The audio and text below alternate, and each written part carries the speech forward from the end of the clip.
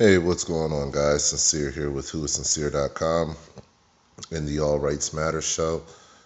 I'm going to bring you a story today that not one single independent media person on the internet has covered. Again, I try to cover stories that no one can find. I try to bring you truths that no one is talking about. So, and things that may have happened in the past that are also relevant to what's occurring all around us today. So, in the times that we're in is, where we have now President Donald Trump. There's a lot of people that are speculating, where are we going, and is Trump going to destroy the world? And I'll just tell you like this. Um, Personally, I believe that, the Republican Party and the Democratic Party are both controlled by corporate money, by big oil money, bankers, corporate money. So that paradigm of people that control both sides, the Republicans and the Democrats, and control the people that are in the state offices, your state representatives. They have a stranglehold on the Congress and the Senate. These corporations and these bankers and oil tycoons and, all the big money people, even Silicon Valley. Um, all of these people that own these two parties are the people that control this country. They're the people that have the most powerful say in this country. Our election process is nothing more than a selection process. It's meant to look, it's absolutely meant to look like an election, but in fact, both candidates, in most situations, have been chosen on both sides. And in situations where they're not chosen, it's very clear to see they immediately give the candidate that does not have establishment approval, those candidates that don't have establishment approval, to be the quote unquote finalist, such as in the primaries or in the general election. Those candidates that don't have the establishment approval get no airtime. They get no media time on the major media outlets. That's the first way that you're able to tell who the establishment candidates are. And you can normally tell this in the primaries early on. Early on, we both know, we all know uh, who got all of the major attention. It was Donald Trump and Hillary Clinton. Donald Trump got more than anybody. Hillary was right behind him. So at the end of the day, the person that got the most major media attention won the election. Surprise, surprise. I wonder how that worked. So it's really easy to see and understand how this all works. I've been telling people for a long time marketing is science. So let's get to it. I gave you my spiel about how I feel about this. You have a general idea of where I'm coming from as far as both parties being owned by the elite, and as far as the people that are within those parties that represents those parties, from the heads of the parties, whether it's the RNC or the DNC, or even the president who's a Republican himself. All of those people are aligned with the interests of the big money that's above them. Okay, so let's go along with this and show you something that's about to happen in the United States again. People want to know why fake news. Fake news, okay? They want to know, what's this fake news thing all about? Now, I'm doing this video off of my cell phone, so you're not going to get a whole lot of screen flipping back and forth, and you're going to get a lot of me talking. Sorry, that's just the way it is. Getting my laptop fixed right now. So right now I'm giving you videos from my cell phone, and I'm going to be pumping them out. But so fake news. You're hearing it a lot lately.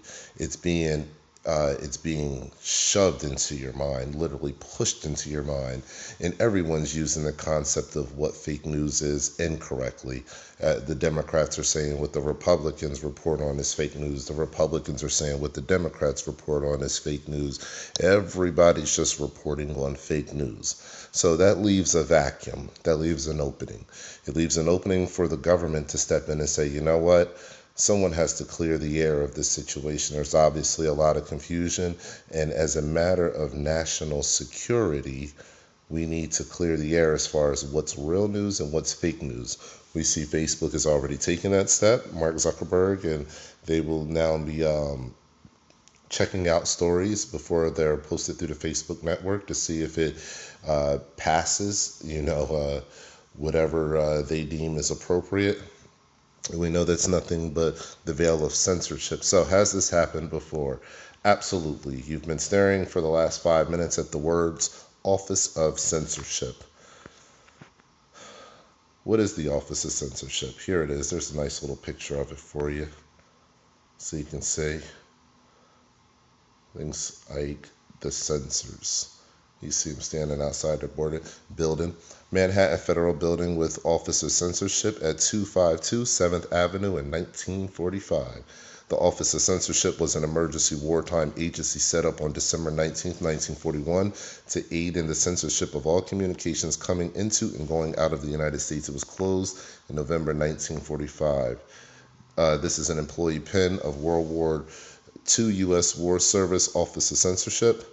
The words on the shield in the center read Silentium Victoriam Accelera. It's Latin for silence speeds victory, the motto of the office. All right, you can see that little crest there that they have, their little employee pen. So we're going to go over a little bit of this because I feel like I need to actually talk to you about this, to break this down. This is very, very serious. This is critical information that I'm giving you here. Like I said, you're not going to find it on any other channel first. I found this last year sometime. I just haven't had time to really get around to wrapping my head around it, to doing a video and actually talking about it. I've had a lot of other things going on in life, but this is the year I'm going to give you everything that I have this year. So this is one of the big things that has always bugged me, is the Office of Censorship, and that no one has covered it. Not Alex Jones, not the Young Turks, not anybody, not David Seaman. I've been watching a lot of his Pizzagate coverage. Not the Russian video guy, whatever his name is, Russian Vids, I think it is. Just a lot of great channels that are out there, and a lot of great people that I respect. Not Dabu7, even though he blocked me on Twitter. Just a lot of people that have a lot of content. Spiro, I can go on and on and on of people that I watch and I see what they cover, and they get pretty deep on certain subjects, but other things not so much. But the media and the free press is a big one that people talk about all the time, but no one has pulled this article. No one has talked about the Office of Censorship. Okay, so let's read over this real quick. I want to cover it. Voluntary censorship by the American press began before the country's entry into the war after the bombing of Pearl Harbor in December 1941. After the European War began in 1939, journalists began withholding information about Canadian troop movements. The first War Powers Act, approved in December 18, 1941, contained broad grants of executive authority for the prosecution of the war, including a provision for censorship. The next day, FDR signed Executive Order 8985, which established the Office of Censorship and conferred on its director the power to censor international communication in his absolute discretion. All right, that's a key word right there. The order also set up a censorship policy board to advise the director with respect to policy and the coordination and integration of censorship activities, and authorized the director to establish a censorship operating board that would arrange for the use by other government agencies of information acquired through the interception of communications. To effect a closer correlation of censorship activities, representatives of Great Britain, Canada, and the United States signed an agreement providing for the complete exchange of information among all concerned parties and the creation of a central clearinghouse of information within the headquarters of the censorship. So Great Britain, Canada, and the United States all work together on an international basis within the Office of Censorship building on U.S. soil. Okay, so they were all working together on censorship policies here in the United States and also abroad. This is big information, guys. This is big time information here. This is not small by any means, because people think that we live in, a democracy. They really believe that We live in this democracy. Some of the more, conservative Republicans would say a republic, a constitutional republic. We live in no constitutional republic. We don't live in a democracy. Um, this is just really what it is. This is an oligarchy. The oligarchy, that's all you can call this. There's nothing else to really call it. You can try to call it fascism, but it goes way deeper than that. I mean, this is complete and absolute control, and it goes a lot deeper than this. We don't even want to get up to the levels of the Vatican and stuff like that. We can go so deep. All we have to do is say Pope's audience hall, and that will begin your journey down that path. So this is big time information right here, letting you know that you do not live in an area that respects your constitutional rights. So let's go on. This is big time. Listen to this. Byron Price of the Associated Press accepted the position of Director of Censorship on December 1941 after being told that he would report directly to Roosevelt and that the president agreed with his desire to continue voluntary censorship. Price immediately began to organize his agency, utilizing the existing facilities of the War Department and Navy Department wherever possible. On March 15, 1942, Army and Navy personnel engaged in censorship activities moved from the War Department and Navy Department to the Office of Censorship, where they monitored the 350,000 overseas cables and telegrams and 25,000 international phone calls each week. Offices in Los Angeles, New York City, and Rochester, New York reviewed films. This is a huge effort right here. I mean, we're talking about a lot of people to do a lot of work to monitor, a lot of data and information. It's not all computerized with algorithms like it is now. So, there was a lot of manual monitoring going on. Then you think what you say over the phone can't be listened to because it's on a digital network and it has encryption. Well, what if your government owns all the keys to all the encryption that's created in the United States?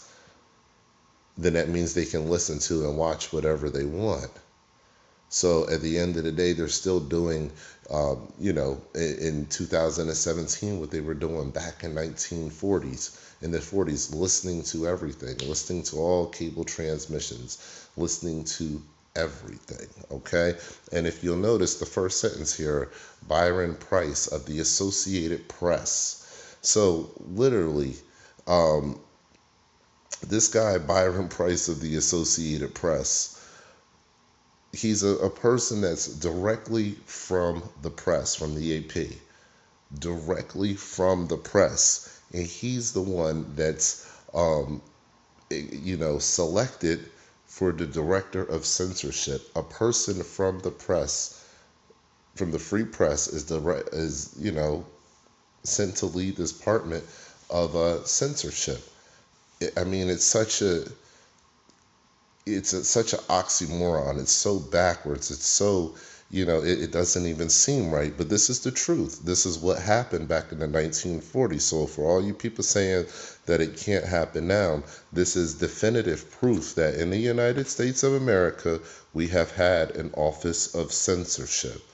Yes. And that this was during World War II. There was another office that we actually had, I believe that's coming up here soon. Let me see, I'll just scroll through. And I believe that was during World War One. Yeah, the Committee on Public Information during World War One. But we're just going to cover Office of Censorship right now because I think it's important for you guys to understand. So Byron Price of the AP was actually selected to lead that department, and here's all the information, 25,000 international phone calls each week and the 350,000 overseas cables and telegrams. Radio was especially vulnerable to government control under the Communications Act of 1934.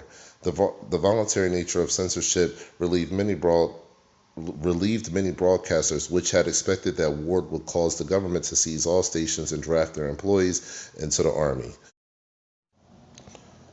Such authority existed. Attorney General Francis Biddle issued an opinion to Price in early 1942 that gave him almost unlimited authority over broadcasting. As an experienced journalist who disliked having to act as censor, he feared that a nationwide takeover of radio would result in a permanent government monopoly. Price believed that voluntary cooperation must be tried first with mandatory censorship only if necessary, and persuaded other government officials and the military to agree. Just very interesting. So, excuse if the little the little cut screen that I had to do there. I had a phone call in the middle of that paragraph. But, it's just interesting here how um, everything was encompassed all in one. It didn't matter whether it was news broadcasters, whether it was radio broadcasters, and these people obviously knew what they were doing. They knew the kind of power that they were exercising over the people. So this wasn't like they had no idea what was going on. They were very clear as far as what was going on. Let's keep moving. As the military situation improved, plans for adjustment and eventual cessation of the censorship were devised. All restrictions ended on 15 August 1945, and the Office of Censorship closed in November. Price thanked journalists nationwide for their cooperation. You deserve and you have the thanks and appreciation of your government, and my own gratitude and that of my colleagues in the unpleasant task of administering censorship is beyond words or limit. He posed for a press photograph hanging an out of business sign on his door. In a post war memo to President Harry Truman on future wartime censorship procedures, Price wrote that no one who does not dislike censorship should ever be permitted to exercise censorship, and urged that voluntary cooperation be used again. So, you know, you have Price openly saying, he didn't like the censorship, but he understand the necessity for the censorship.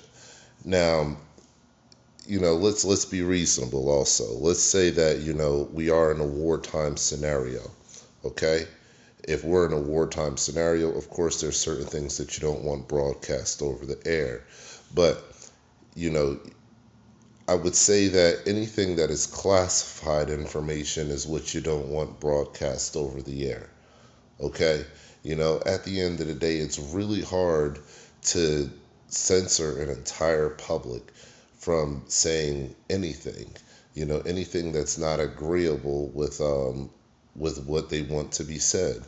So, it's really, it's a question of, do you have a free press or don't you? It's either or. It's not, it's not sometimes.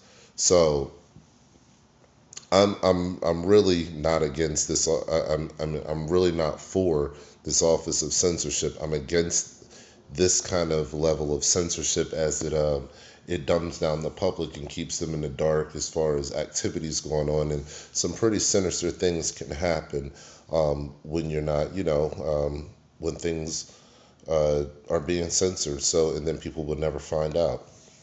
So let's go forward a little bit here, and I'm going to wrap it up pretty soon here. But let's see. Oh, this is very interesting. The Code of Wartime Practices of January 1942 set forth in simple terms only 7 pages for broadcasters and 5 for the printed press. Subjects that contained information of value to the enemy and which therefore should not be published or broadcast in the United States without authorization by a qualified government source. Price promised that what does not concern the war does not concern censorship. Rather than having government officials review all articles and columns, newspapers and radio stations pledged to seek approval from a relevant government agency before discussing information on sensitive subjects such as factory production figures and troop movements. A 24-hour hotline quickly answered media questions on appropriate topics. Censorship of information circulating within the United States was on a voluntary basis. Information became subject to border censorship when it was offered for transmission outside of the country, with heavy penalties that did not exist for domestic censorship violations. Let's read that last sentence again. I want you to understand that last sentence. Information became subject to border censorship when it was offered for transmission outside of the country, with heavy penalties that did not exist for domestic censorship violations. So if you had, stuff that was leaving the country, international transmissions of any kind of data or media that was not within compliance of what the Office Censorship was setting forth, then you were subject to violating the policy at the time, and you were subject to some heavy penalties. Okay, I mentioned to you before the Committee on Public Information during World War One. This is some interesting information here. Complying with the code ended popular media features. However, radio stations had to discontinue programs with audience participation and man in the street interviews because of the risk that an enemy agent might use the microphone. So do you see where they can utilize the same rhetoric right now for this time? We're talking, this is the 1940s, so this is 70 something years ago. This is crazy. This is absolutely crazy. This is 70 something years ago, and we're going through the same thing right now, where it's very likely that we'll have an Office of Censorship sometime within 2017. I can see it coming. Let's continue here. Look at this. Similarly, lost and found advertisements ended, and all request programs were asked to avoid complying with specific times for music requests. In both cases, to prevent encoded transmissions of secret data, stations cooperated despite losing the advertising revenue from sponsors. Price later estimated that losing man-in-the-street programs alone cost stations tens of millions of dollars during the war, although the increase in war-related advertisement more than compensated. So it's not really a problem for these guys to comply because they're not losing any money, because the war compensation, the war machine will pay for the difference of what they're losing by, being asked, quote unquote, asked to comply. Now, this is what I thought was very, very interesting, was the weather censorship that went on. And this is going to blow your mind a little bit, just to let you know how deep the censorship actually went during the time. Listen to this.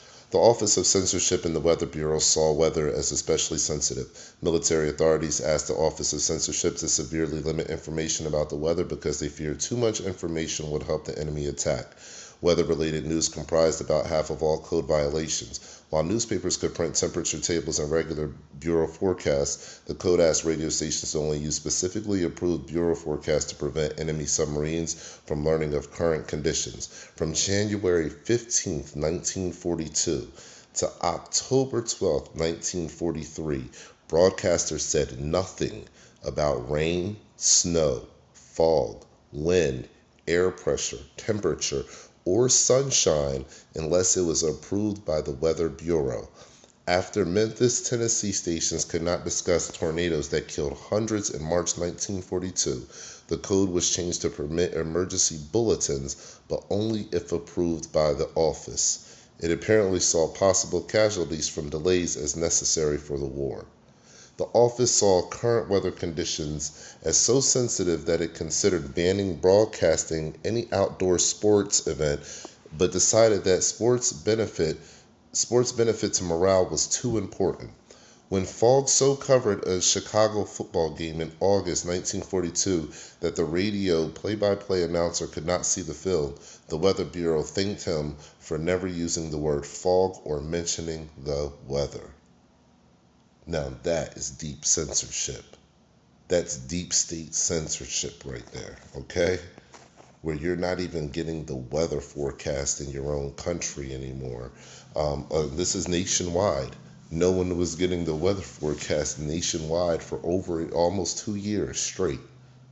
That's wild. That's nuts. So of course it applied to presidential travel, but I wanted to go over this again, and this is, I believe, a big part right here in the end. Listen to this here.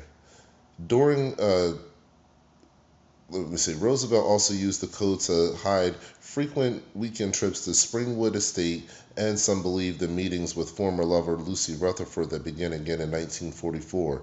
During the 1944 presidential election, he may have used his ability to avoid press reports to hide evidence of worsening health. Such arbitrary use of the code was controversial among Washington reporters, and Price privately wrote that Roosevelt greatly abused the press's cooperation. Roosevelt greatly abused the press's quote unquote cooperation. So, do you see where people that are given executive powers, executive authority to, that are given broad powers of executive authority to implement changes that they see fit, will greatly abuse those powers, especially when it comes down to satisfying and gratifying their own personal demons. So, I mean, it's very clear that this has been done in America. This is very, easy to prove that it's been done. So, people saying that it can't happen again, they're literally just not informed. They're completely misinformed, and they're not, well guided, or maybe just don't understand what's going on in the corporation that the United States really is right now. We're not a democracy at all. You know, this this is nothing short of the oligarchy owning all of this. They own all of the United States of America, all of the natural resource, all of the land is going to be federalized. All of it belongs to the government now. There's no more the land of the free. We're not free. From the time they gave you that social security number, and you never had to put your form, your John Hancock, on a single document saying that you agree to pay taxes to the day that you die, but they started taxing you from the day that you were born. And they held your name and they held your identity as collateral and ransom. So, I mean, we're living in a deep state, right now, and a lot of folks don't understand what's going on. And, it's understandable because our media, they only push the propaganda machine and they only work with it. They're not working in the interest of the public a lot of times. And that's how these things happen. So the Manhattan Project was also happening at that time, and the Office of Censorship kept, of course, the Manhattan Project under wraps. I'll leave a link below so you can read about that. Um, and this is they deal with the bombing, of course, of Hiroshima, and just this was a huge project. So I'll let you guys read up on this because this video is getting a little bit long. But yeah, you guys see it firsthand now. The Office of Censorship was obviously a very important place during the war, World War II. And, this was a very real thing in the United States of America.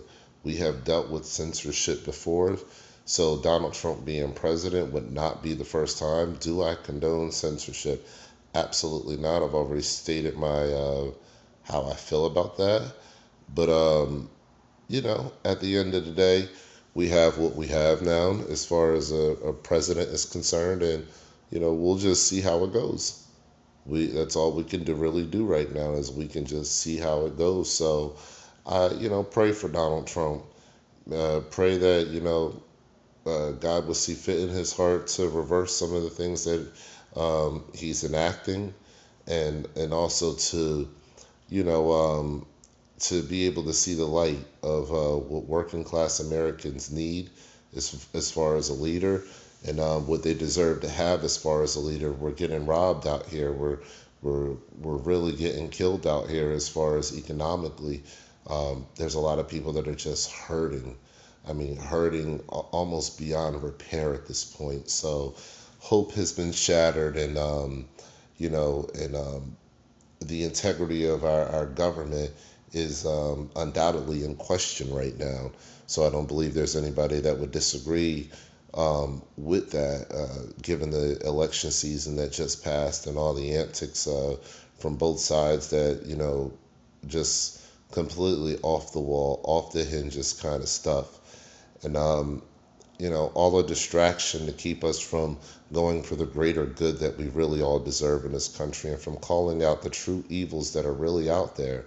So they drown all of that out with Hollywood style tactics and antics in a political environment. And it's quite unfortunate that most people can't see through the propaganda machine that is now infected and completely controls both sides. The billionaires have bought our country. They just bought our country. They just bought it, and we gave it to them. So I can't say that I gave it to them because I didn't vote for them. And at the end of the day, I didn't vote for Hillary either. But at the end of the day, you know, uh, we just literally gave our country to the billionaire class. And now we're seeing the people that are being appointed to these vast positions. A lot don't have any experience in the positions that they're going into.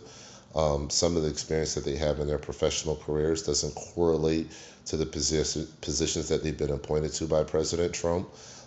So we see a clear agenda of what type of personalities are receiving these positions. Um, we see a lot of yes men in there as long as they can say yes to Trump. We see that he does not mind firing people if you're in government office and you do not uphold one of his executive orders or you refuse to enforce it through your department, he will fire you. He just did it. So we're living in times now where opposition will be silenced and fake news will be monitored, and it will go through a clearinghouse such as the Office of Censorship. It may have a fancy name since this is 2017 and people aren't used to hearing the name censorship in a government office title. So they'll call it something fancy, the truth. Maybe they already have something called the Truth Ministry or something like that, but they'll call it something like that, the Truth Ministry or the, uh, uh, you know, something dealing with the truth. You know, it'll differentiate um, approved government sanctioned material and stuff that's not authorized. And the stuff that's not authorized won't get past the algorithms that are on the social media websites like Facebook, YouTube, Twitter, all that stuff.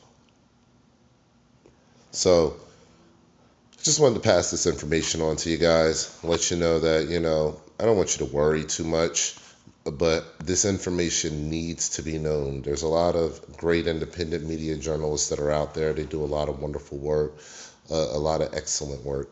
And, there's just certain things that we can't miss. And this is another big story that we can't miss. The Office of Censorship. I don't know how everybody missed over this, but I got your back, guys. I read most of this stuff here to you. Go over it, look over it if you want to, share it out on your pages, share this video out on your pages, get the information out there. And, oops, sorry about that. Get the information out there, though, and let folks know, um, that we are living in a time where everything is possibly about to be censored. So it would be smart of us, very smart of us, to start backing everything up. Literally storing hard copies of everything because, you don't know when it'll be wiped off of the internet, never to be found again. So the days of certainty that things will be on the internet forever, those days are gone. Those days are gone. History will be altered, and the internet will be altered. Things will be altered. Information will be taken down. It has already started happening. They're calling it brief holds on information. And these brief holds, of course, we know how the government operates. They get extended and extended and extended. And by the time they take the brief hold off of these departments, the information that they're allowed to release is so minuscule and so different from what they released before that the department's capabilities to operate will be effectively diminished and gone.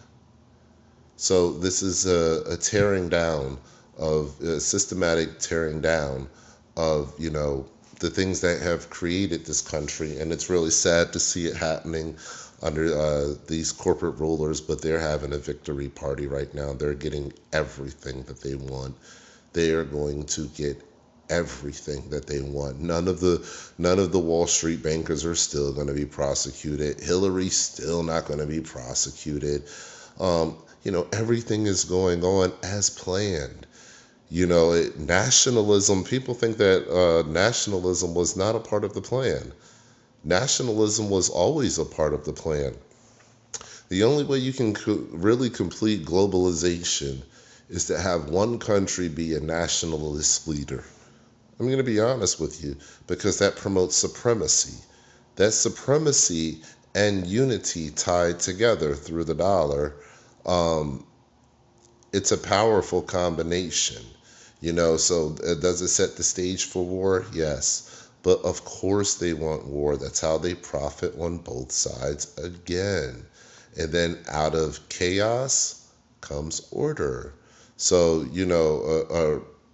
yeah, out of order out of chaos. So this is what they do. They get order out of chaos. They create the chaos and then they bring the order. It's the same thing over and over. So nationalism was absolutely, especially particularly white nationalism, right after the black president just held office for 8 years. We're now going to get 8 years of white nationalism. So, and then after that, we'll be ready for the final stage. So we're walking into the final stage right now, and the door is going to begin closing within these years. And unfortunately, a lot of things are going to get repositioned. A lot of things are going to change here for Americans' lives. Some of them for the better. Unfortunately, a lot of people, it's not going to be for the better. As the world is moving on, we will be digressing and moving backwards and putting more money into old infrastructure and old technology that is proven to be outdated and becoming obsolete. So it'll be very interesting to see how we compete on a world stage using obsolete technology that no one really wants to use anymore, because the world has decided to move on with better products that are safer for the environment. So um, it's going to be very interesting to see what this nationalism does that is predicated on not relying on Silicon Valley to bring us into this next age, but relying on the backbone work of yesterday that made America great, but it's not what's going to make America great for tomorrow. Yesterday's tricks are not going to work this time. So, it'll be interesting to see where this goes. But again, guys, you have the information here. I'm rambling on now. I'm just giving you kind of, a little bit of talk of how I feel on things. But the Office of Censorship, it has happened. It will happen again for all you Republicans out there that love your Constitution. I know I love my Constitution. So if you love your Constitution like I love mine, you should be appalled by this. You should be saying, oh my God, what have we done? Because you know and I know that this is coming. You know it's coming. And it's not coming under a Democratic administration. It's going to come under a Republican administration. I promise you. This is coming down the pipeline. It may not be named the same thing, but it is coming. It is coming. So, you guys, you'll have a reason to stand up to Donald Trump.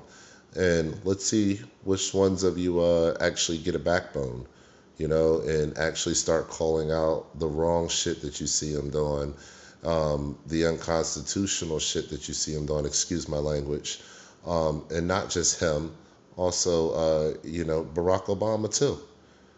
Barack Obama was doing some of the same things, and some of it he just set the framework for. I have a video on my channel that shows you that Obama worked closely with Trump in picking his cabinet picks, and in one case, one of them was technically a pick of Obama's. So that's what the media won't report to you, but that's on my channel as well, so you can look that up. Um, these people, they work together. Republicans, Democrats, they work together. That's what they're supposed to do anyway in Congress and Senate and stuff, and work on laws and provisions that are best for the American people. But they work together behind closed doors, that hand in hand together. Whether they're at their lodges meeting each other, or whether they're at the golf course meeting each other. It doesn't matter. They work together and give the secret handshake behind closed doors, but act like they're opposing each other on the floor. And that's the problem that we have going on right now. So we're being duped. We're being duped by both sides, and both sides are bought and paid off. And in many cases, some of the people they're paid off by are paying both sides. Donald Trump did it. He paid Democrats, he paid Republicans, he's done it for decades. He's courted Democrats, he's courted Republicans. He's a billionaire that's paid both sides. He doesn't mind telling you that he's been involved in pay to play politics to get what he wants. So, unfortunately, this is where we're at in America. I don't know if there's any turning back. I doubt it. So we just have to brace for the worst and get our stuff together. We have to really get our lives in order. I know I cursed a couple times in this video, but I'll just be honest with you. If you're not a person that believes in God, now would be a great time to ask God to come into your life and into your heart and start to develop a relationship. I'm not going to tell you how to do it or direct you on what to do, but you know how to develop a relationship with God. Go ahead and look into that and do that, because you're going to need it. The times are going to get a little bit rough for some people, and in these times, when it's hard to get food and hard to get gas, meaning you're stuck and you're hungry, and there's about another couple 100,000 people maybe in your city that are around you, or maybe just tens of thousands of people around you that are stuck and hungry. uh, that's when things really start to change, and that's when you say, wow, should have read a little bit more, I should have understood a little bit more, I should have prepared a little bit more. So don't be fearful, just get prepared. That's all. That's what I'm working on. That's what I hope that you're working on. And when this all comes to an end, we'll be prepared for whatever comes our way. So at the end of the day, guys, stay alert, stay alive.